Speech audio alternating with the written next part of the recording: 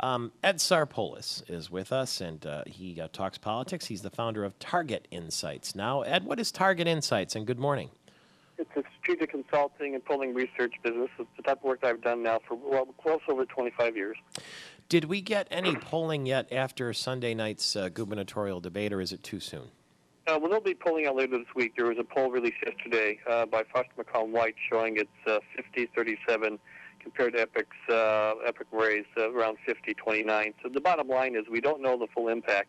What we can say is that the debate was watched by about 250,000 voters. So the impact's going to come from the news coverage and any ads and follow-up stories that happen after the debate, since Michigan voters didn't spend a lot of time watching the debate on Sunday. Is 250,000, that's not many, is it?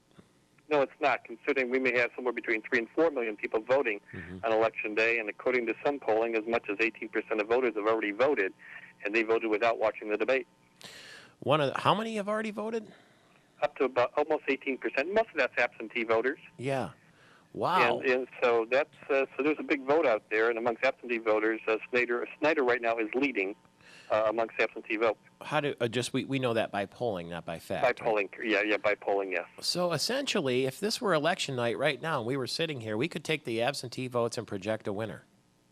Yes, if that was the only thing. But we still have some 20 days left here to Election Day, and with the story about Rick Snyder doesn't know about his company in China and what they were doing. If the Democrats in Bonero have enough money, this thing could tighten up. Well, I guess, for instance, yesterday on this morning show, we played audio the entire morning long of the debate, knowing that people were watching baseball or not watching, they were watching the NFL, not paying attention to the debate, but they were looking to see what happened after. Do you think the debate and the coverage afterward provided enough of a bump for Mayor Bonero to tighten the race? No, the bump from the debate is what it'll help, but what's going to have to happen is Virgil Bonero is going to have to do the heavy lifting here in the Democratic family. They're going to have to raise the funds to put out the message. The news media did some, but most of the stories were not enough to basically have a big shift in momentum. There'll be some, but not big. All it takes is money, I guess, in some of these cases. I noticed in the New York Times yesterday they had a story about how Republicans are set to reclaim the governorship in a number of states around the country, and Michigan was one of them. Is he getting no help from outside the state?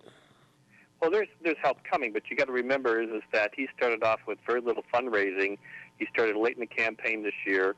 He had basically all the money he raised in the primary was spent. And so with all these competitive races nationwide, he has starting from ground zero versus Rick Snyder, able to self-finance the campaign. He's much ahead of the game. Well, is there I guess the Democrats, a silver bullet was this business about the office in China or the creation of jobs in China by Rick Snyder's company. Is that enough? Is that resonating at all with people? Do they care that he sent jobs to China, if he did? Well, the people who don't have work and those who basically are, I would say, demographically less than college educated or struggling, yeah, they definitely do care. The question is that how does Virgil Bonero get it out there and get that message around the state that this is an important issue? It's unusual, isn't it? I mean, there's no denying that Mayor Bonero has a better idea of what he's getting into. You can agree with that, can't you? Yes, I can, yes. And if you look at the two and you ask the question that sometimes people ask, who would you rather have a beer with? I don't know who wins that question. Well, I would say that, if you base it on the primary, it'd be Rick Snyder. But if you look at the polling data, Virgil Bonero still has not told the story statewide. They still don't know who Virgil Bonero is. And where there's been a lot of advertising, the race is close. In the Metro Detroit area, Virgil Bonero is only down about 9 points. Where Virgil Bonero is hurting is outstate. That's where Rick Snyder has a very large lead. That's why those 20-point leads or 30-point leads are coming from, not from Metro Detroit. Isn't that interesting? We'll talk again soon. Thanks for the time. Ed Sarpolus, Target Insights.